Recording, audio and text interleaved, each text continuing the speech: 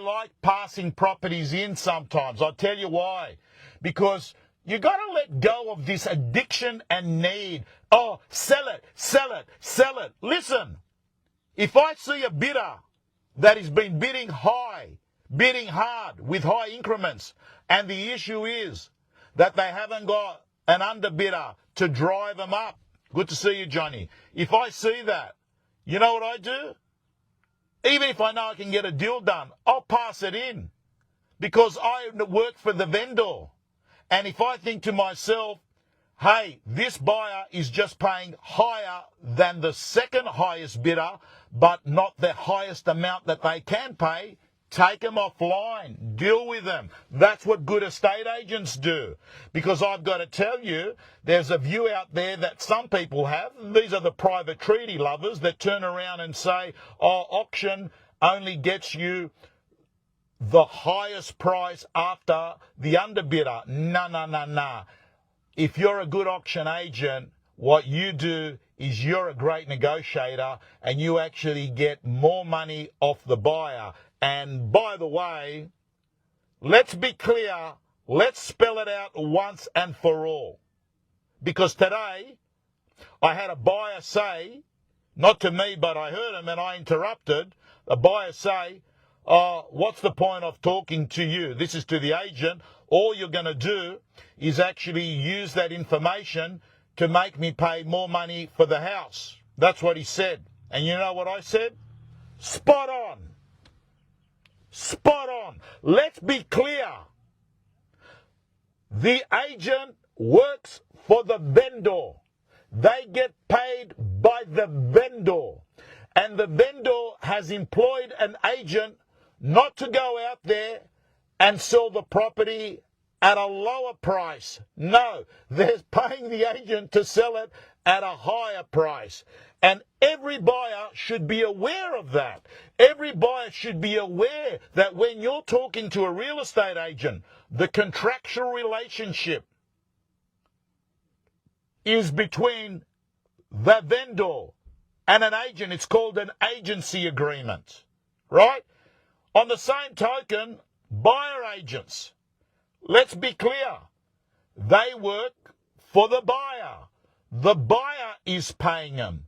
The buyer is paying them to buy a property at the best possible price.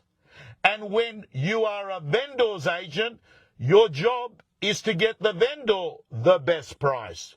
So as long as all the parties know that's the deal, it doesn't mean you lie, you cheat, but what you need to know is that the best interest the real estate agent's looking after is a vendor.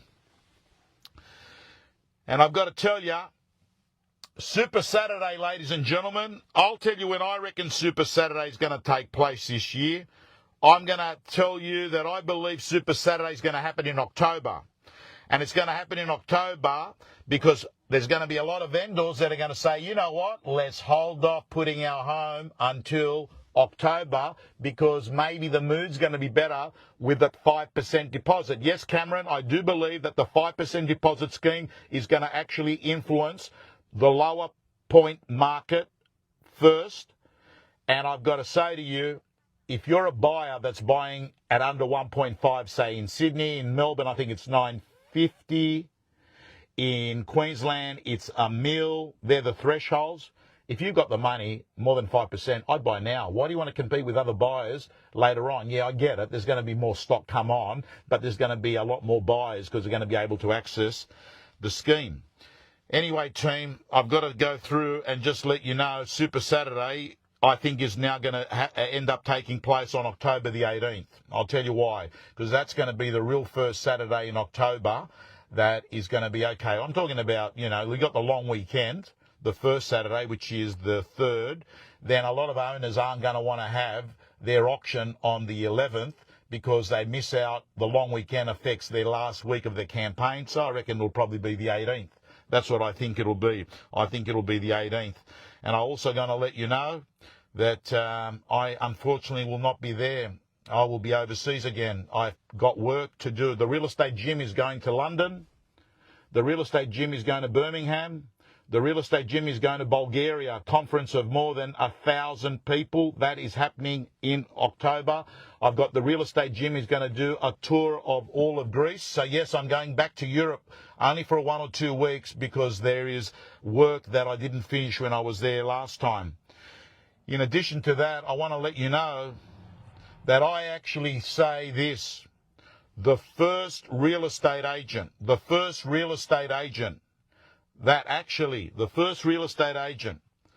actually has got the guts to actually put their agency agreements on the dining room table, and as buyers walk in, when people say, what's the guide, they just say, look at my agency agreement. That's the legal document that contains the estimated selling price I have.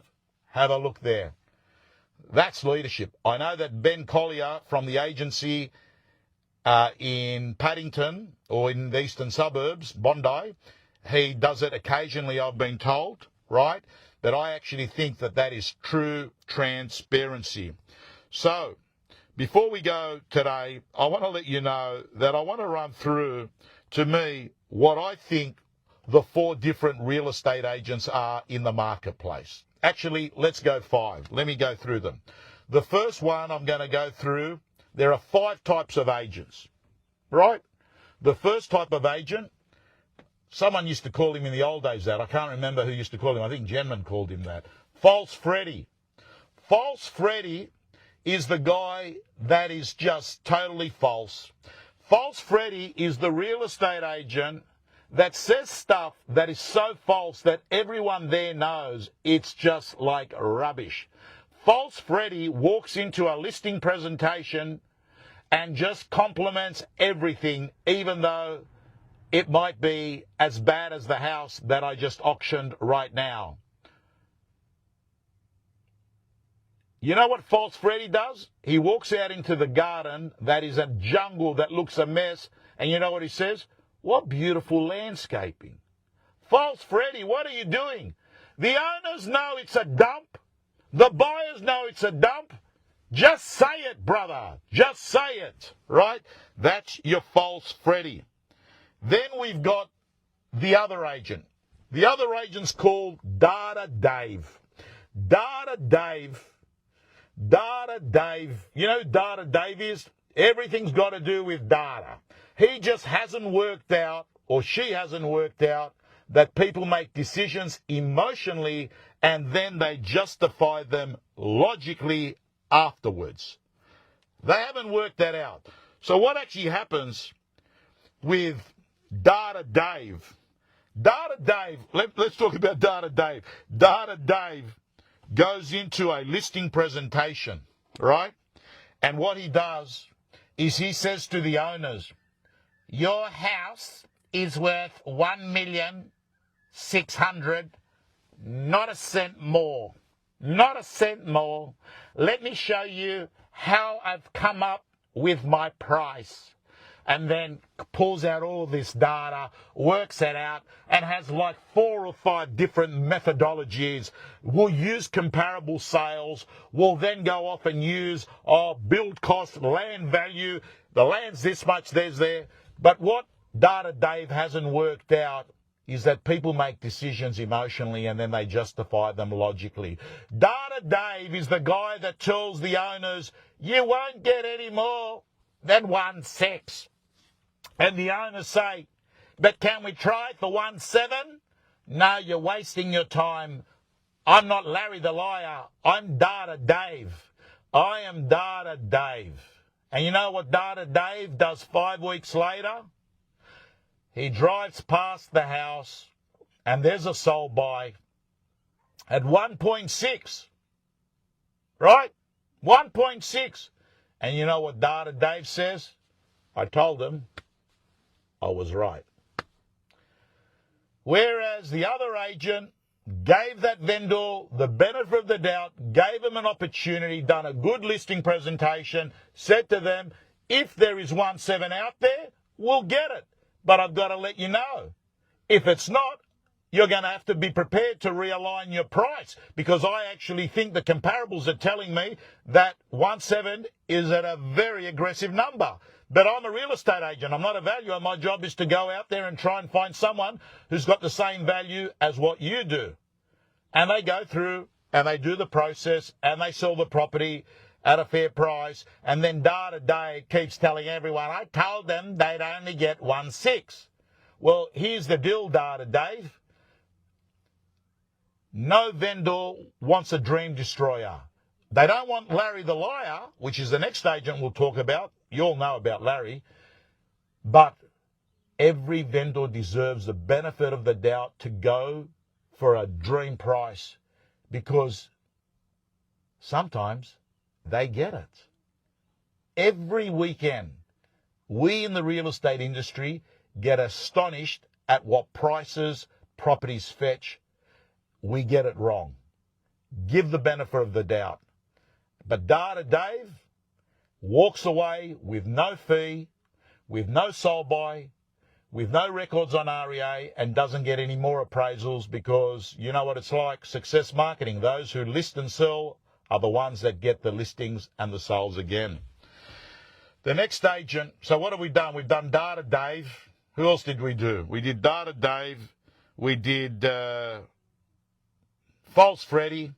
Let's do Cathy Cappuccino. Cathy Cappuccino. Cathy Cappuccino. Listen, I don't mind Cathy Cappuccino. Out of all the people I'm going to discuss, Cathy Cappuccino's networking. She likes to talk. She's sitting there in any situation where people are, cafes, restaurants, you know, part of a community, talks to people in the gym, because she knows that nothing happens without a conversation. And Cappuccino Cathy understands that if you sit in a cafe long enough, like Rick Serrao used to sit from Rain and Horn Bondi Beach doing his callbacks in there, people stop in there when they're getting their coffee and they're waiting for the barista to make it. And they ask you, how's the market? You meet people in cafes. But the problem, I think, with Cathy Cappuccino is that they're terrible at process. They're really good at talking to people, but they're terrible at the follow-through. And then we've got Insta Izzy. Insta Izzy. Insta Izzy is the agent who just freaks out and says, wow, look at my story on Instagram. It got 6,000 views. Insta Izzy, someone watching your story that owns a surf shop in California ain't listing their house with you in Balkan Hills, if that's where you work. You see, Insta Izzy doesn't like to talk to the people. What she likes to do is actually do it all on social media. But Insta Izzy needs to know, social media gets you attention, but it's conversations that create conversions. Conversions happen from conversations. And then the last one we've got is Larry the Liar. And Larry the Liar, you know how you handle Larry the Liar? I just thought of an idea. I'm going to create portable polygraph tests. That's right, lie detector tests. And I'm going to make them available. I'm going to go buy them. I'm going to go buy them somewhere overseas cheap, get a big volume bulk discount, and I'll go sell them to vendors that are about to put their home on the market. How to make sure your real estate agent that you're about to select is not lying to you? You use the polygraph. Ladies and gentlemen, 23rd and the 24th of September, Thrive, my second home, Byron Bay. I'm holding my first real estate conference there. And I'm going to make sure that we have in the comment section Or actually, I better not do that, because Susan that works with me has said to me that we have to just be mindful we're going to sell out, and we need to be giving the priority to our internal real estate tribe, which is our real estate gym members. So I'm not going to be doing that. But I'm letting you know the 23rd and the 24th of September, Thrive. It is a very unique conference that blends spirituality, life, energy together with business. We've got some of the greatest people speaking. We're going to be doing meditation. We're going to be doing running, run club, walk, swimming, out in beautiful Wattigos Beach, eating beautiful, wholesome food. But the 2 days are going to be jam-packed with content on AI, running effective business units. We're going to be giving you the information, and the people that are going to be delivering it, we've got some amazing people. McGrath, Rubenstein, Mark McLeod, Megan Muir, the list goes on. Anyway, ladies and gentlemen, signing off.